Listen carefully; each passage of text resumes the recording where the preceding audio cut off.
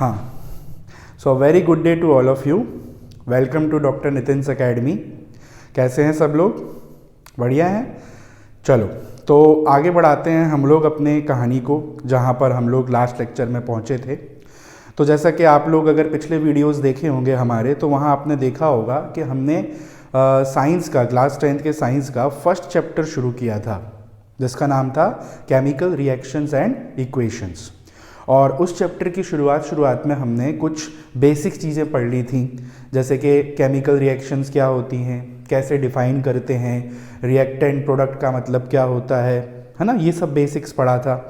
और पिछले लेक्चर में आई थिंक हम लोगों ने पढ़ा था कि हम इक्वेशंस को या रिएक्शंस को आइडेंटिफाई कैसे करते हैं। मतलब अगर कोई केमिकल रिएक्शन हो रही है तो आपको पता कैसे चलेगा कि एक्चुअल में वहाँ रिएक्शन हो रही है। बिकॉज रिएक्शंस में क्या होता है, एटम्स, मॉलिक्यूल्स, ये सब आपस में रिएक्ट करते हैं। अब एटम्स को तो हम देख नहीं सकते, तो हाउ विल यू आइडेंटिफाई कि रिएक्शन हो रही है कि नहीं। तो उसके कुछ साइंस हमने पढ़े थे, जैसे कि टेम्परेचर अगर चेंज हो जाए, है ना, या प्रेसिपिटेट बन जाए, या कोई गैस इवॉल्व होने लग जाए, कलर चेंज होने लग जाए, ये सब चीज़ें। तो आगे बढ़ाते हैं कहानी। आज हम लोग बहुत ही इंपॉर्टेंट चीज़ जो है वो डिस्कस करने वाले हैं इस चैप्टर की, और आज हम लोग पढ़ने वाले हैं केमिकल इक्वेशन के बारे में। अब आप बोलोगे केमिकल रिएक्शन और इक्वेशन, क्या फ़र्क है दोनों चीज़ों में? तो आज यही हम लोग डिस्कस करने वाले हैं।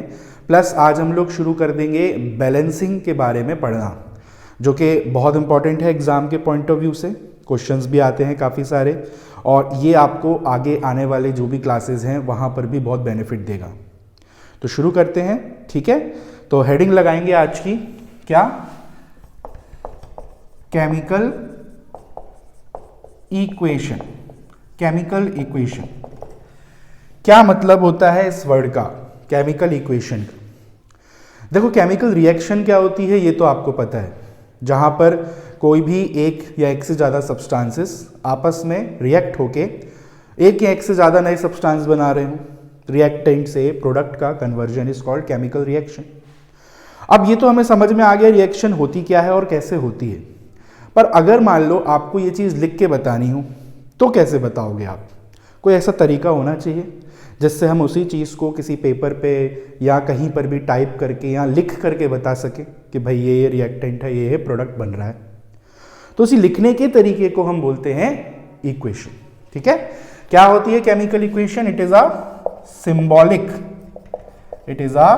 Symbolic representation of a chemical reaction.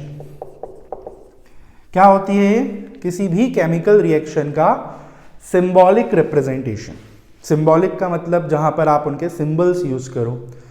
आप लोगों ने 9th क्लास में मैटर के बारे में पढ़ा है, आपने एलिमेंट्स के बारे में पढ़ा होगा, तो आपको ये चीज़ याद होगी कि हम हर एलिमेंट को शो करने के लिए कुछ सिंबल्स का इस्तेमाल करते हैं। जैसे कि सोडियम का सिंबल होता है Na, पोटेशियम का होता है K। ऐसे और भी बहुत सारे एलिमेंट्स के आपने सिंबल्स पढ़े होंगे, वो आपको आने चाहिए। पहले सिंबल्स लिख करके अगर हम किसी इक्वेशन को लिखते हैं, रिएक्शन को लिखते हैं, that is called chemical equation. Simple सा मतलब है इस वर्ड का, और कुछ नहीं। क्लियर हो गया? अब लिखने के 3 तरीके होते हैं। किसी भी केमिकल इक्वेशन को लिखने के कितने तरीके होते हैं? 3 तरीके होते हैं। There are 3 ways by which we can write a chemical equation। 3 तरीके होते हैं जिनकी मदद से हम इक्वेशंस को लिख सकते हैं, या 3 तरीके से लिख सकते हैं। क्या क्या होते हैं ये 3 तरीके? आ जाओ देखते हैं। What are these 3 ways? सबसे पहला होता है जिसको हम बोलते हैं वर्ड इक्वेशन। क्या बोलते हैं बच्चों? Word equation. वर्ड इक्वेशन का मतलब क्या हुआ भाई? वर्ड का मतलब क्या होता है? शब्दों में ये सब लिखे हुए हैं, क्या है? वर्ड्स। तो अगर आप वर्ड्स से शो करो किसी इक्वेशन को, या वर्ड्स का इस्तेमाल करके अगर आप लिख रहे हो, तो that is called word equation, ठीक है। तो वर्ड इक्वेशन क्या होती है? Which is written using full names. मतलब जो भी रिएक्टेंट या प्रोडक्ट पार्टिसिपेट कर रहे हैं उस रिएक्शन में, आपको उनका पूरा पूरा नाम लिखना है। अगर वो कोई एलिमेंट है तो आपको पूरा नाम लिखना है, सोडियम, पोटेशियम, मैग्नीशियम, या अगर आपके पास कोई कंपाउंड है तो उस कंपाउंड का नाम आपको लिखना रहेगा, है ना। 9th में आपने पढ़ा होगा एलिमेंट्स, कंपाउंड्स। मान लो जैसे कि एक रिएक्शन है जिसमें मैग्नीशियम रिएक्ट हो रहा है ऑक्सीजन के मॉलिक्यूल्स के साथ, और ये दोनों रिएक्ट होके फॉर्म कर रहे हैं एक कंपाउंड जिसका नाम है मैग्नीशियम ऑक्साइड। ये शायद से आप लोगों ने स्टार्टिंग में पढ़ा होगा। स्टार्टिंग में एक एक्सपेरिमेंट पढ़े थे, अगर आपको याद हो, burning of magnesium ribbon in air वाला, तो वहाँ पे यही रिएक्शन हो रही थी। तो मैग्नीशियम को जब हम बर्न करते हैं ऑक्सीजन के कांटेक्ट में आके, वो किस में कन्वर्ट हो जाती है, मैग्नीशियम ऑक्साइड में। This is called word equation. ठीक है, जो नाम होते हैं वो यूज कर लिए सिंपल सी लैंग्वेज में, ये लिख दिया हमने। वर्ड इक्वेशन ज्यादा इस्तेमाल नहीं होती, इनका यूज इतना ज्यादा नहीं होता। रीजन उसके पीछे एक तो सबसे बड़ा ये है कि आपको इनका कॉम्पोजिशन नहीं समझ में आएगा। चलो 2 मिनट के लिए मैग्नीशियम ऑक्साइड मान लिए, मैग्नीशियम मतलब Mg और ऑक्साइड मीन्स ऑक्सीजन, बट कितने ऑक्सीजन? ऑक्सीजन 2 हैं, 1 है।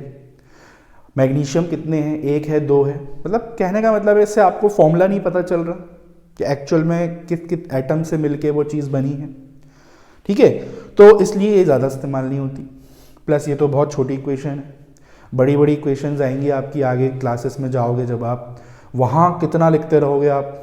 कई कंपाउंड्स के नाम तो बहुत लंबे लंबे होते हैं, तो वहाँ आप कहाँ तक लिखते रहोगे वर्ड्स में, तो ये प्रैक्टिकल नहीं है उतना यूज़ करने के लिए। इसको रिप्लेस किया फिर हमने दूसरी इक्वेशन से, जहाँ हमने सिंबल्स का इस्तेमाल किया वर्ड्स की जगह। इसको हम लोग बोलते हैं स्केलेटल इक्वेशन। क्या बोलते हैं? Skeletal equation. एक और नाम से जानते हैं इसे हम, अनबैलेंस्ड इक्वेशन। अनबैलेंस्ड मतलब जो बैलेंस्ड नहीं है। अब क्या मतलब है बैलेंस्ड ना होने का, वो मैं अभी बताऊंगा आपको, बट जो दूसरी नंबर की इक्वेशन है उनको हम बोलते हैं स्केलेटल इक्वेशन या अनबैलेंस्ड इक्वेशन। ठीक, ये क्या होती है इक्वेशन? यहां पर हम क्या लिखते हैं? These equations are written using symbols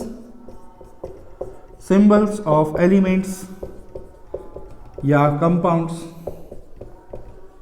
भाई जो भी एलिमेंट या कंपाउंड उस रिएक्शन में पार्टिसिपेट कर रहा है, उसके जो सिंबल्स होते हैं, उनके जो फॉर्मूले होते हैं, उनका इस्तेमाल करके अब आप इनको लिखोगे।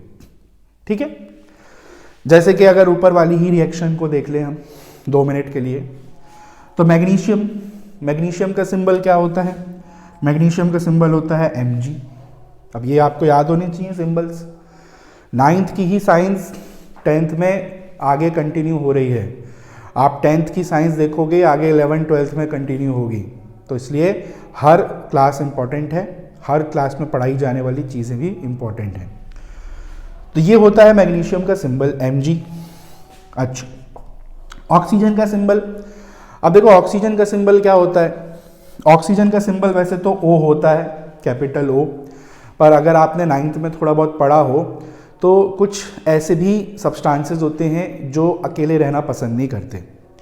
जनरली मेटल्स जितने भी होते हैं ना, वो अकेले रह सकते हैं, मतलब वो मोनोएटॉमिक फॉर्म में रह सकते हैं नेचर में। मैग्नीशियम क्या है? एक मेटल है। सोडियम क्या है? मेटल है, अकेला रह सकता है। Non metal on the other and अक्सर ना जुड़ जाते हैं, अकेले नहीं रहते, ये किसी और दूसरे सिमिलर एटम के साथ कंबाइन हो जाएंगे। अब जैसे ऑक्सीजन की बात करें तो ये नॉन मेटल है, बहुत अच्छा, अकेला नहीं रहता, ये दूसरे ऑक्सीजन के साथ मिलकर एक मॉलिक्यूल बना लेता है, जिसे हम बोलते हैं O2। ये सब धीरे धीरे आपको आइडिया होगा। अब जो 10th क्लास में आपका चैप्टर भी है मेटल्स एंड नॉन मेटल्स का। अच्छा, इनने रिएक्ट हुआ और इन्होंने बनाया मैग्नीशियम ऑक्साइड। अब देखो मैग्नीशियम ऑक्साइड का फॉर्मूला क्या होता है, ये सब भी आप 9th में सीखे होंगे। भाई ऐसे केमिकल फॉर्मूला बनाना सीखा होगा ना आपने, जैसे किसी भी कंपाउंड का फॉर्मूला कैसे बनाते हैं, पहले उसका सिंबल लिख देते हैं, magnesium is Mg, oxide is O, ऐसे लिखते थे, याद हो। और फिर इसके नीचे में उसकी वैलेंसी लिखते थे। वैलेंसी क्या होती थी? कितने इलेक्ट्रॉन लॉस या गेन किए उस एटम ने इलेक्ट्रॉनिक कन्फिगरेशन ऑक्टेट अचीव करने के लिए। तो अभी के लिए फिलहाल मैं बता देता हूँ, मैग्नीशियम का वैलेंसी कितना होता है +2, मैग्नीशियम 2 इलेक्ट्रॉन लूज करता है, और ऑक्सीजन का ऑन द अदर एंड होता है -2, ऑक्सीजन 2 इलेक्ट्रॉन गेन करके ऑक्टेट अचीव करता है। ये करने के बाद फिर हम इन्हें क्रॉस मल्टीप्लाई कर देते थे एक दूसरे से, याद हो अगर, तो Mg मल्टीप्लाई हुआ 2 से Mg2, और O मल्टीप्लाई हुआ इसके 2 से O2। ध्यान देना है प्लस माइनस नहीं यूज करते, प्लस माइनस यहाँ सिर्फ इसलिए लिखा मैंने ताकि आपको गेन लॉस पता रहे, फॉर्मूला लिखते समय प्लस माइनस यूज नहीं करते। ये हुआ Mg2O2। फिर इसके बाद एक चीज और बताई जाती थी कि अगर दोनों का रेशो एक जैसा है या दोनों वैल्यूज अगर कट सकती हैं, एक दूसरे की टेबल में आ रही हैं, तो आप जितना हो सके उस रेशो को सिंप्लीफाई करो, वैल्यूज को सिंप्लीफाई करो। तो 2 1 जा 2, 2 1 जा 2, फॉर्मूला क्या हुआ Mg, ठीक है। तो Mg भी आपको करना आना चाहिए, ठीक है। तो ये है आपकी skeletal equation, this is called skeletal equation. यहां पर हमने सिंबल्स का फॉर्मूले का इस्तेमाल करके उस इक्वेशन को लिखा है। क्लियर हुई बात? अब सवाल ये उठता है, इसे अनबैलेंस्ड इक्वेशन क्यों बोला गया? स्केलेटल इसलिए बोल दिया because it is kind of framework ना, एक स्केलेटन है, एक ढांचा तैयार हुआ है, इक्वेशन नहीं बनी है पूरी। Ideally this is not the right way of writing the equation. अभी तीसरे पे आएंगे हम, तीसरा भी तो है।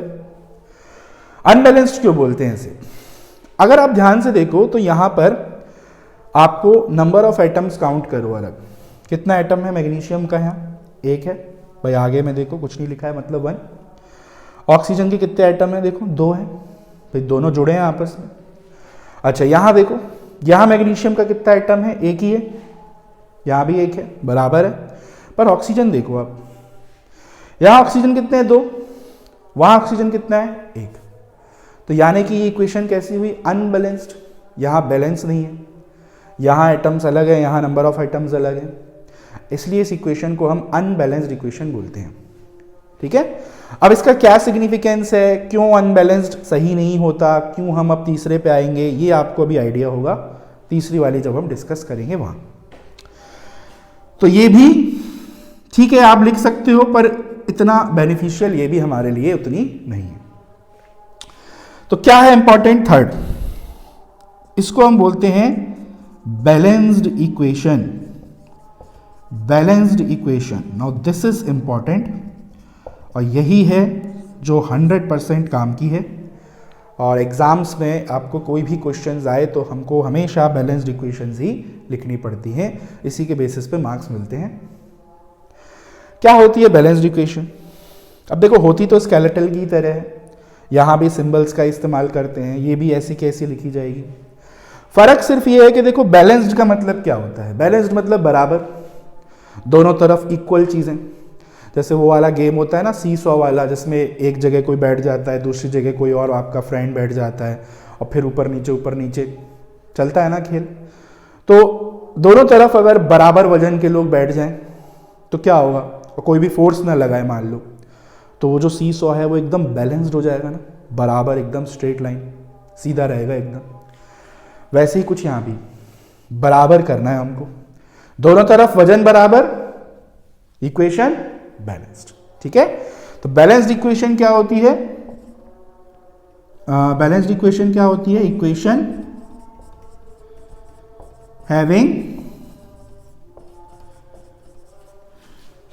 having equal number of atoms या mass on both sides, ठीक है।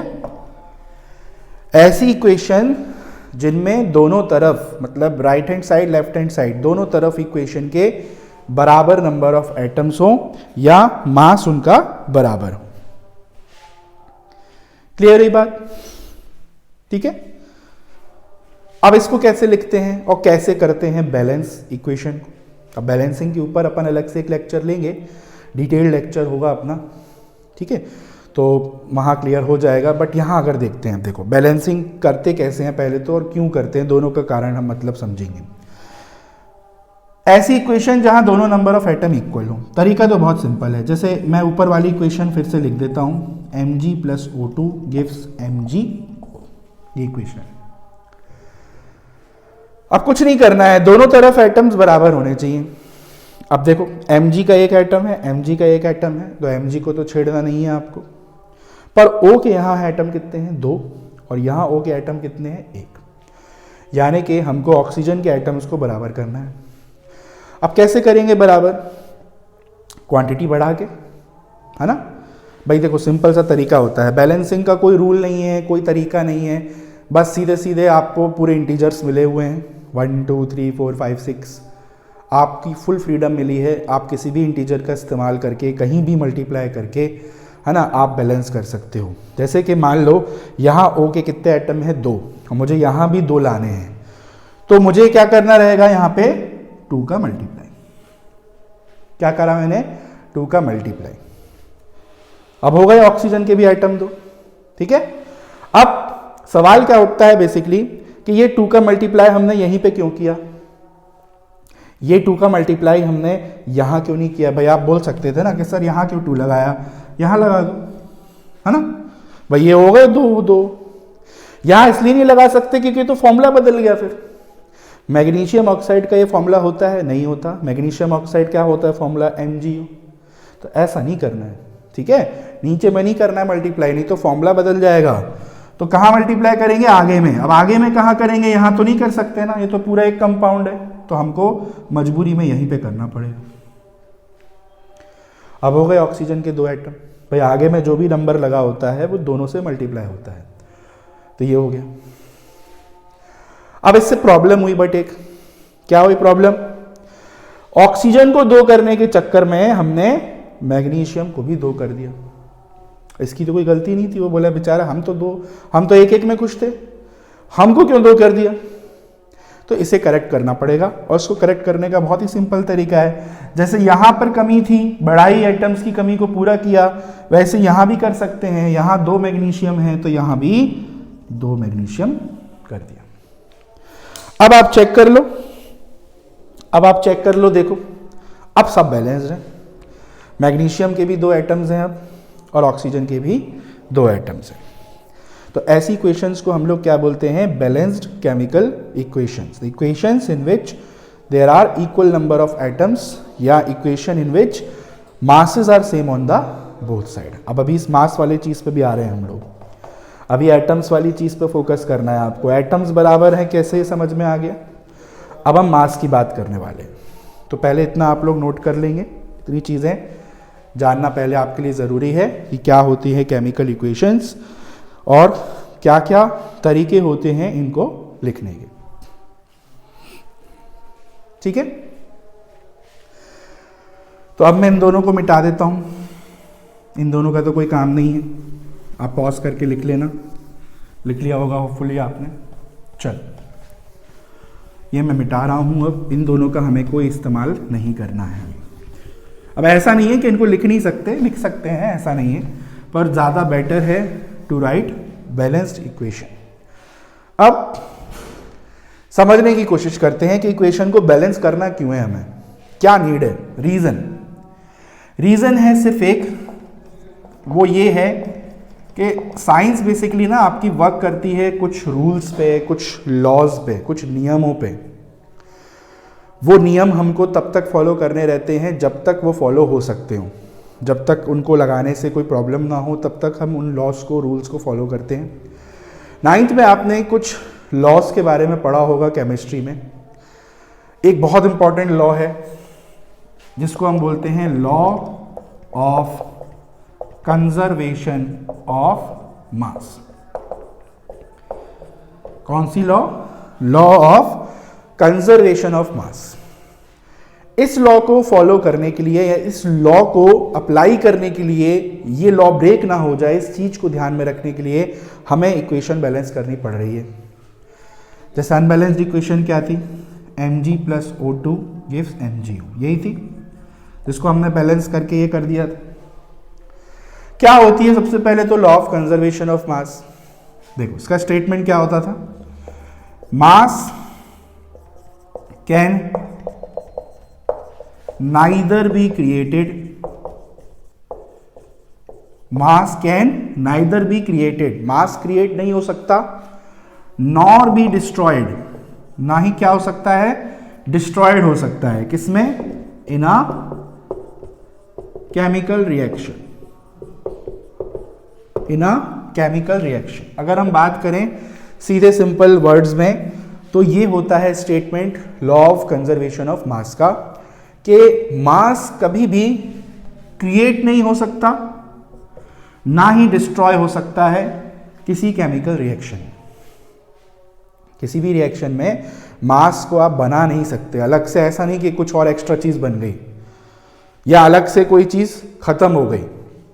जितना मास लेके आपने रिएक्शन शुरू करी होगी, जितना अमाउंट आपने रिएक्टेंट का लिया होगा, उतना ही अमाउंट में आपको क्या मिलेगा, प्रोडक्ट मिलेगा। सीधी सीधी भाषा में ये बोल रही है कि लॉ के sum of mass of reactants, reactants क्या होते हैं, जो रिएक्शन में हम यहाँ लेफ्ट हैंड साइड में लिखते हैं, तो जितने भी रिएक्टेंट हैं सबके टोटल मासेस का सम इज इक्वल टू किसके बराबर होगा, सम ऑफ मासेस ऑफ प्रोडक्ट्स। तो रिएक्टेंट्स के और प्रोडक्ट्स के मास हमेशा सेम होने चाहिए, बराबर होने चाहिए, उनमें कोई अंतर नहीं होना चाहिए। इसको हम बोलते हैं law of conservation of mass. Conservation मतलब क्या होता है, जब कोई चीज कंजर्व्ड हो जाए, बच जाए, है ना, जब किसी चीज में कोई चेंज ना आ रहा हो, बदलाव ना आ रहा हो, तो उसे हम बोलते हैं कंजर्वेशन, कंजर्व। तो ये चीज ध्यान रखनी है, रिएक्टेंट का मास प्रोडक्ट के मास के बराबर होना चाहिए। अब जैसे एग्जांपल देखते हैं, आ जाओ, जैसे ये थी स्केलेटल इक्वेशन। अब आप बोलोगे इसमें क्या खराबी थी, इसको भी लिख सकते थे, पर नहीं, क्योंकि यहां पे law of conservation of mass apply नहीं हो रही। आ जाओ देखते हैं कैसे। मैग्नीशियम का मास जानते हैं क्या लोग? अब आपको धीरे धीरे मासेस भी याद करने पड़ेंगे। 9th में होपफुली आपने सीक्वेंस याद कर लिया होगा एलिमेंट्स का, 1 पे कौन है, 2 पे कौन है ना, एटॉमिक नंबर जिसको हम बोलते हैं। अब आपको इनके मास भी याद करने पड़ेंगे क्योंकि आगे काम में आएंगे आपको। मैग्नीशियम का मास लगभग एवरेज होता है 24, ठीक है, 24 ग्राम। अब यूनिट अभी कुछ भी लिख लो, वैसे तो मॉलिक्यूलर मास के लिए यू सिंबल यूज करते हैं, बट मान लो ये मोलर मास है, इसका ग्राम में यूनिट होती है मोलर मास की। कितना होता है, 24 ग्राम्स। अच्छा, ऑक्सीजन का मास कितना होता है एक एटम का? ऑक्सीजन का होता है 16। कितना होता है, 16 ग्राम। अच्छा, कितने ऑक्सीजन हैं, 2, तो कितना होगा मास, 2 × 16, 2 × 16 यानी कि 32 ग्राम्स, ठीक है। कितना हुआ, 32 ग्राम्स, यही हुआ। अच्छा, जरा इन दोनों को जोड़ो आप, इन दोनों को जोड़ोगे आप तो आपको रिएक्टेंट्स का टोटल मास पता चल जाएगा। कितना होगा, 32 + 24 कितना होता है, 32, 42, 52, 56, कितना, 56। मतलब मेरे पास अभी टोटल मास रिएक्टेंट्स का कितना है, 56 ग्राम्स। अब आ जाओ प्रोडक्ट साइड, यहां देखते हैं कितना मास है। तो यहां तो आपने 9th में सीखा होगा मॉलिक्यूलर मास कैसे निकालते हैं। जो जो एटम्स हैं जितने हैं उनके मास को जोड़ दो, वही होता है मॉलिक्यूलर मास। तो mg का कितना बताया था, 24, एक mg है, और एक ही ऑक्सीजन है अभी। कितना होता है एक ऑक्सीजन का, 16 होता है कि नहीं, 24, और उसका कितना होता है 16। कितना होगा, 24 + 16, 24 + 10 34, और +6 कितना हुआ, 40 ग्राम्स। फोकस, इन नंबर पर फोकस कर। कितना है टोटल मास रिएक्टेंट का, 56 ग्राम्स, और कितना है प्रोडक्ट का टोटल मास, 40 ग्राम। क्या ये दोनों मास एक दूसरे के बराबर हैं? नहीं है, यहां ज्यादा है, यहां कम है। क्या लॉ ऑफ कंजर्वेशन ऑफ मास यहां फॉलो हो रही है? बिल्कुल भी नहीं हो रही है। इसी कारण से ये इक्वेशन को हमने अनबैलेंस्ड बोला। इसी कारण से अब हम इस इक्वेशन को बैलेंस करेंगे। तो इस इक्वेशन को जब हमने बैलेंस किया तो ये इक्वेशन आई। अब आप चेक कर लो एक बार कितने मास है। देखो ऑक्सीजन का मास कितना होगा, ऑक्सीजन तो ऐसा ही वैसा है ऊपर के जैसा, यानी कि 2 × 16 यानी कि 32 ग्राम्स। mg का कितना मास होता है एक एटम का, 24।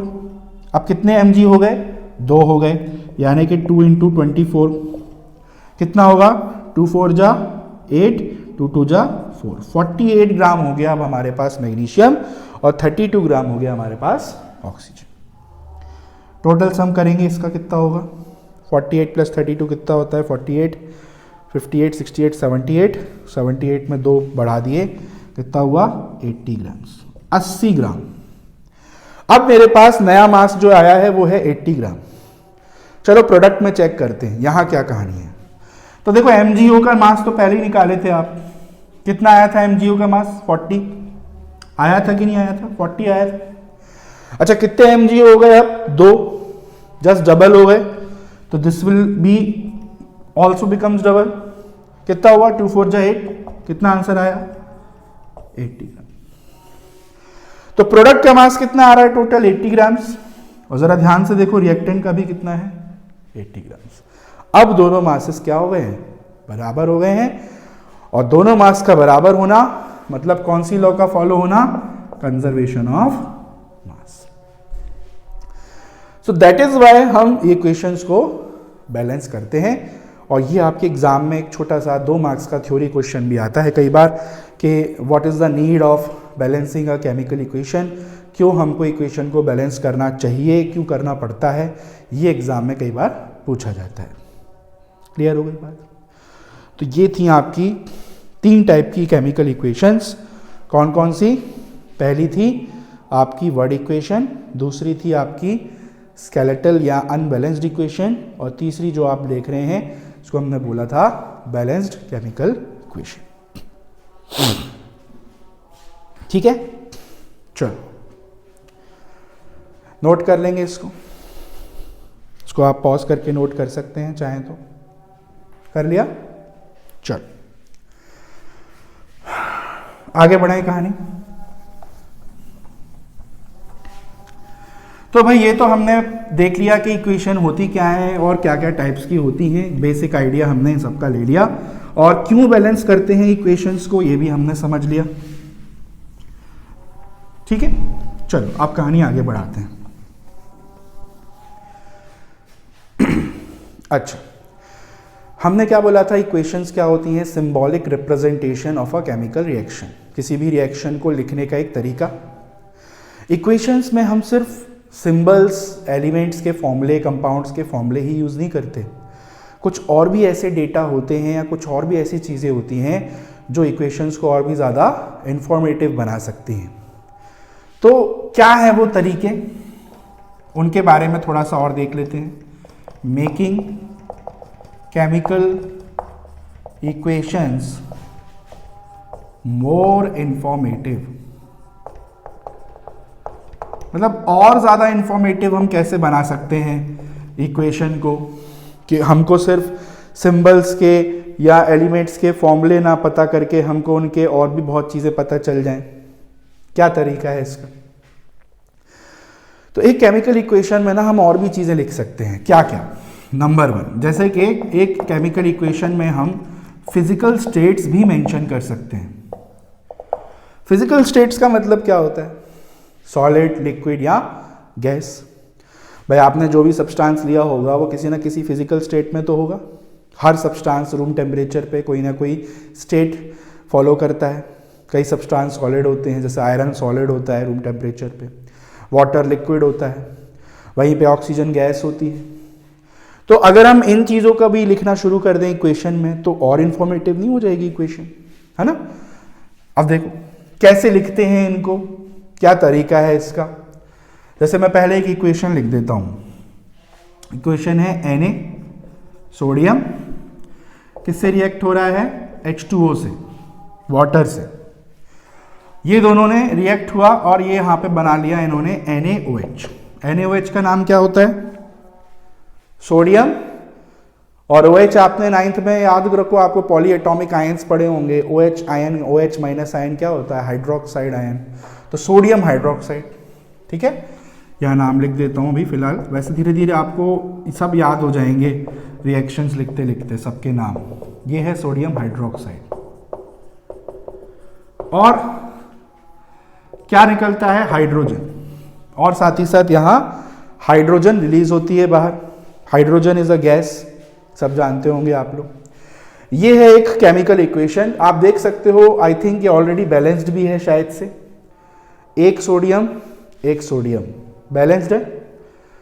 2 हाइड्रोजन, यहां हाइड्रोजन कितने हैं? 2 और 1 3 नहीं है बैलेंस्ड, ये इक्वेशन बैलेंस्ड नहीं है। तो इसको बैलेंस कर लेते हैं फिलहाल के लिए। तो एक Na बैलेंस्ड है, कुछ नहीं करना, ठीक है। ऑक्सीजन एक ये भी बैलेंस्ड है, कुछ नहीं करना। पर हाइड्रोजन आप देखो यहाँ 2 हैं और यहाँ हाइड्रोजन कितने हैं, इधर 2 और एक ये भी तो है, 3 हाइड्रोजन है। तो मैं अभी फिलहाल के लिए बैलेंस करके लिख दे रहा हूँ, आपको अलग से बैलेंसिंग सिखाऊंगा मैं, तो वहाँ आपको आइडिया हो जाएगा। मैं क्या करूँगा बैलेंस करने के लिए, मैंने पहले बैलेंस करने के लिए क्या किया, यहाँ 2 लगा दिया। 2 ही लगा सकते हैं, 1 तो लगा नहीं सकते, 1 तो पहले से लगा है। 2 लगाते हाइड्रोजन कितने हो गए 4, भाई ये 2 पहले से थे, आगे 2 और लग गया, 2 2 जा 4। वहाँ कितने हाइड्रोजन है 3, तो यहाँ 2 का मल्टीप्लाई कर दिया मैंने, किया। यहाँ 2 का मल्टीप्लाई करते ही हाइड्रोजन 2 हो गए, वो हाइड्रोजन 2 पहले से हैं, कितने हो गए 4, और ये भी 4। ऑक्सीजन देखो कितने हो गए 2, यहाँ भी हो गए 2, तो ऑक्सीजन और हाइड्रोजन आर बैलेंस्ड। बचा सोडियम यहाँ 2 हो गए हैं, तो यहाँ भी 2 लगा दिए। तो क्या ये तो बैलेंस कर दिया मैंने। अभी बैलेंसिंग हमारा फोकस नहीं है, वो हम अलग से सीखेंगे। फिलहाल हम बात कर रहे हैं कि फिजिकल स्टेट्स क्या होती हैं और कहाँ लिखते हैं, कैसे लिखते हैं। तो देखो मेन फिजिकल स्टेट्स क्या क्या होती हैं, सॉलिड, लिक्विड और गैस, ये 3 होती हैं। तो जो सब्सटेंस सॉलिड है, जो सब्सटेंस लिक्विड है, जो सब्सटेंस गैस है, उनके लिए हम सिंबल्स यूज करते हैं। अब ये सिंबल्स आप याद कर लो। सॉलिड है अगर कोई सब्सटेंस, तो उसके लिए हम सिंबल यूज करते हैं ब्रैकेट में S। जैसे इस इक्वेशन में सोडियम सॉलिड है, तो हमने उसके पीछे ब्रैकेट में क्या लिख दिया S।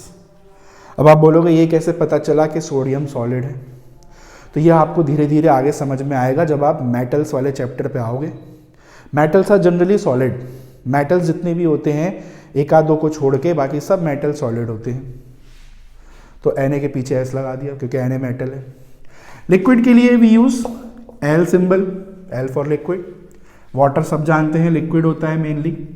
अब वाटर खैर किसी भी फॉर्म में होता है, वाटर तो सॉलिड भी होता है ना, आइस के फॉर्म में, वाटर गैसेस भी होता है, तो उसको हम वाटर वेपर बोलते हैं, पर वो रूम टेम्परेचर पे नहीं होता है ना। रूम टेम्परेचर पे तो पानी आपका लिक्विड ही होता है। गैस के लिए we use symbol G symbol. अब गैस कौन है यहाँ पे, गैस है वो हाइड्रोजन, तो उसके पीछे में मैं क्या लिख देता हूं G, गैस। क्लियर है। अच्छा, गैस के लिए एक सिंबल और यूज होता है, ये अप वाला एरो, फेसिंग अपवर्ड, क्योंकि गैसेस हमेशा क्या होती हैं, बाहर निकलने की कोशिश करती हैं। Gases always tends to escape into the surrounding, तो इसलिए हम अप एरो भी शो कर सकते हैं। तो आप जी की जगह यहाँ पर ये एरो भी लगा सकते हो। दोनों में से कोई एक ही यूज करना है, दोनों लिखने का कोई सेंस नहीं बनता, मतलब एक ही है। क्लियर हो गया। अच्छा, इन 3 फिजिकल स्टेट्स के अलावा कुछ और भी स्टेट्स होती हैं, कुछ और भी स्टेट्स हैं। अब वो मैं उनकी बात नहीं कर रहा, प्लाज्मा और बोस-आइंस्टाइन कंडेंसेट जो आपने 9th में पढ़ी होंगी, वो उनकी बात नहीं हो रही, वो तो स्पेशल फिजिकल स्टेट्स हैं, उनका कोई काम नहीं है। कुछ ऐसी स्टेट्स हैं जो इनके आपस में मिक्स होकर बनती हैं। जैसे कि एक है जिसको बोलते हैं एक्वस स्टेट।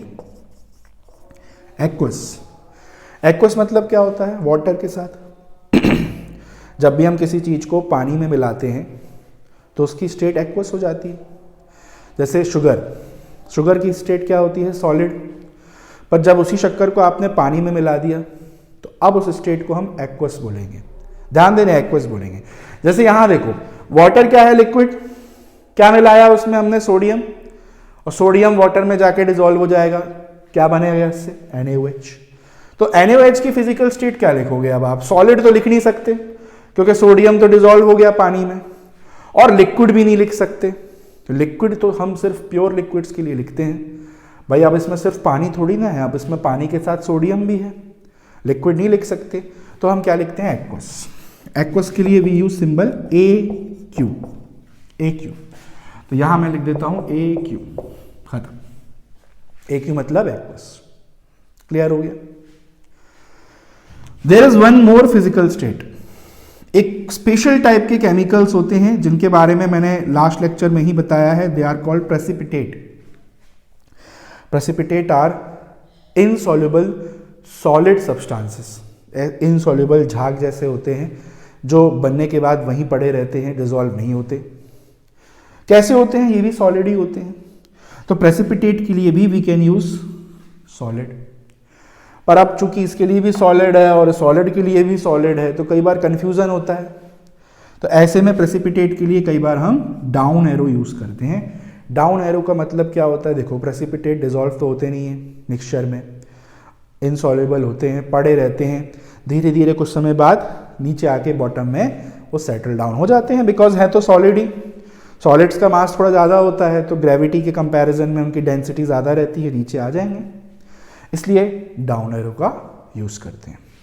तो प्रेसिपिटेट के लिए आप डाउन एरो यूज़ कर सकते हो। अब इस रिएक्शन में कोई प्रेसिपिटेट बना नहीं है, आगे जब प्रेसिपिटेशन रिएक्शंस आएंगी तो वहाँ मैं बताऊँगा आपको कौन सा प्रेसिपिटेट है, कैसा बन रहा है। तो इसे बोलते हैं हम फिजिकल स्टेट्स, इसको नोट डाउन कर लेंगे। ये सिंबल्स का इस्तेमाल हम कर सकते हैं शो करने के लिए कि कौन सा सब्सटेंस किस फिजिकल फॉर्म में प्रेजेंट है। क्लियर हुआ? Number 2, reaction conditions. Reaction conditions क्या होती हैं? कंडीशंस मतलब रिक्वायरमेंट, कुछ चीज़ें या ऐसी कुछ एटमॉस्फेयर जिसमें वो रिएक्शन हो रही है। जैसे कई रिएक्शंस ऐसी होती हैं जो एक फिक्स टेम्परेचर पे होना पसंद करती हैं, या कई रिएक्शन ऐसी होती हैं जिनके लिए आपको प्रेशर इतना लगाना पड़ेगा। जैसे आपने फोटोसिंथेसिस की रिएक्शन पढ़ी होगी पिछली क्लासेस में, तो photosynthesis takes place in the presence of sunlight. तो इन्हीं को बोलते हैं हम रिएक्शन कंडीशंस। क्या क्या होती हैं रिएक्शन कंडीशंस? कुछ इंपॉर्टेंट रिएक्शन कंडीशंस मैं लिख रहा हूं, टेम्परेचर, प्रेशर, एक और होता है कैटलिस्ट। कैटलिस्ट क्या होते हैं? कैटलिस्ट भी एक टाइप के केमिकल सब्सटेंसेस ही होते हैं जो किसी भी रिएक्शन की स्पीड को बढ़ा भी सकते हैं और घटा भी सकते हैं। मतलब अगर कोई रिएक्शन मान लो 1 घंटे में कंप्लीट हो रही है तो कैटलिस्ट यूज़ करके हम उसको घटा के 1 घंटे से आधा घंटा भी कर सकते हैं और मिनटों में भी कर सकते हैं। मतलब इतने एफिशिएंट होते हैं कैटलिस्ट, किसी भी रिएक्शन को बढ़ा भी सकते हैं स्पीड को, इवन घटा भी सकते हैं। और अच्छी बात यह है कि इनमें खुद में कोई चेंज नहीं आता, मतलब ये खुद रिएक्शन में पार्टिसिपेट नहीं करते। ऐसा नहीं है कि खुद भी आ गए और बोलने लगे भाई हमें भी बनाना है कुछ, सिर्फ मॉनिटरिंग करते हैं, करवाने में मदद करते हैं। जैसे एग्जाम्पल के लिए आप लोग क्या हो, स्टूडेंट्स लोग, आप लोग रिएक्टेंट हो, आप लोग एग्जाम्स दोगे, पढ़ाई करोगे, प्रोडक्ट बनाओगे, कुछ रिजल्ट आएगा आपका, और आपको ये चीज़ करने में मदद कौन कर रहा है? आपकी टीचर्स कर रहे हैं। अब टीचर्स खुद तो जाके एग्जाम में नहीं बैठ रहे, है ना, वो तो नहीं लिख रहे हैं आपकी जगह एग्जाम, तो वो क्या हुए? कैटलिस्ट हुए। वो सिर्फ आपको वो चीज़ को एफिशिएंटली कराने में मदद कर रहे हैं। जैसे एग्जाम्पल के लिए एक रिएक्शन लिख लेता हूं मैं ऐसे ही कोई रैंडम, जैसे कि फोटोसिंथेसिस की रिएक्शन देख लो, क्या होती है? C6H12O6, और सॉरी फोटोसिंथेसिस क्या होता है? 6CO2 + 6H2O, यही तो होता है। कार्बन डाइऑक्साइड वाटर के साथ रिएक्ट होता है और क्या बनता है? C6H12O6 ग्लूकोज, और प्लस क्या रिलीज होता है आपका? ऑक्सीजन। भाई लगभग यही होती है इक्वेशन फोटोसिंथेसिस की। अब फोटोसिंथेसिस सिर्फ कब होती है? जब सनलाइट पड़े, ये आप सब जानते होंगे। सनलाइट के बिना तो फोटोसिंथेसिस ही नहीं होता। तो सनलाइट को मैंने यहां लिख दिया एरो के ऊपर। तो जो भी रिएक्शन कंडीशंस होती हैं उनको हमेशा इस तरह से एरो पे लिख दिया जाता है। ऊपर भी लिख सकते हो, चाहो तो नीचे भी लिख सकते हो, ऐसा कुछ नहीं है कि उसको कहीं पे भी लिखना चले, कहीं भी लिख सकते हैं। तो जो भी हो, जैसे मान लो हो सकता है रिएक्शन हो रही हो 30 डिग्री सेल्सियस पे, तो हम वो टेम्परेचर लिख देंगे। मान लो ये हो रही हो रिएक्शन प्रेशर पे, जैसे मान लो ये हो रही है कितना 20 ATM होता है एटमॉस्फेरिक प्रेशर, तो वो लिख देंगे हम।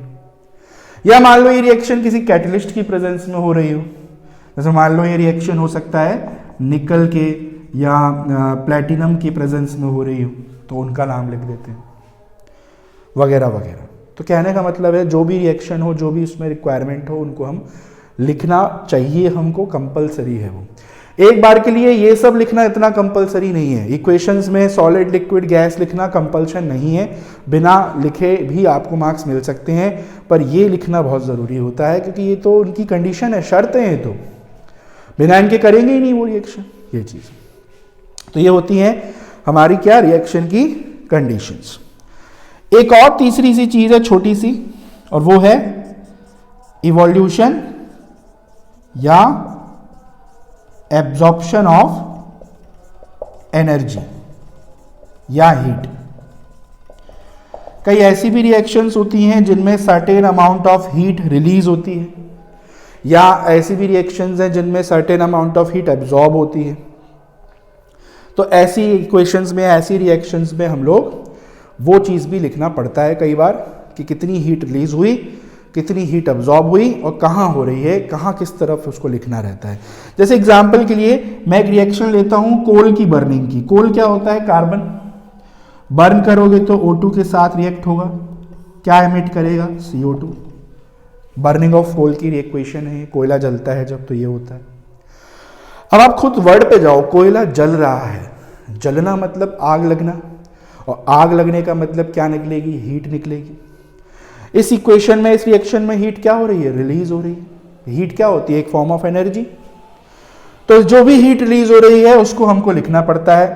अब देखो, हीट जब भी रिलीज हो, जब भी हीट रिलीज हो, कोई भी चीज जब रिलीज होती है तो उसे हम लिखते हैं प्रोडक्ट साइड में, और अगर एब्जॉर्ब होती हो तो उसको हम लिखते हैं रिएक्टेंट साइड में। क्लियर है?